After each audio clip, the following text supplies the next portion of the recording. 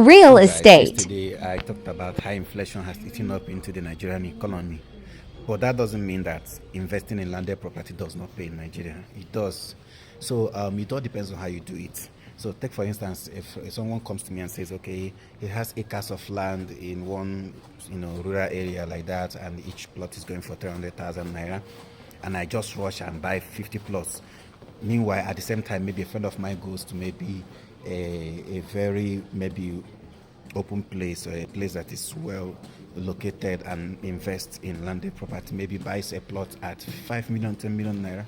So myself that I'm going to buy in one rural area because is very cheap without maybe a plan of using it for something like agricultural use or any other thing that I'm not into, trying to double my money.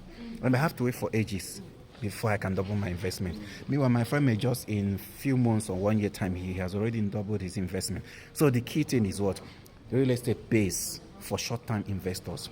So if you look at real estate businessmen and women, they do short-term investment. They buy, they sell off. They buy, they sell off. The longer the thing stays in their hand, the more inflation eats up into it.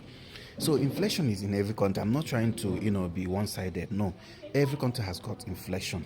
The UK, Canada, US, top world, the first world countries have inflation, but you can't compare them to those you find in Africa.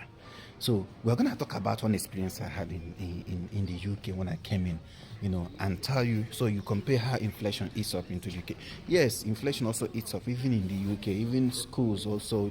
You see school fees going up maybe every month, every year. You see school fees increasing by 1,000, 2,000 pounds. They will tell you maybe they are factoring in 1.5% inflation or something like that.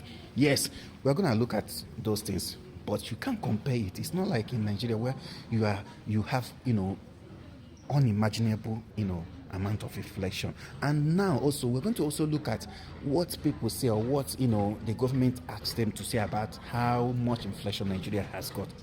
You go online and you browse, you see Nigeria has maybe a very minimal inflation. Meanwhile, what is happening in real life is not aligning with what you see online or what you hear in the media.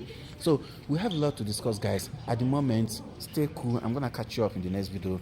One love, guys. Mboma.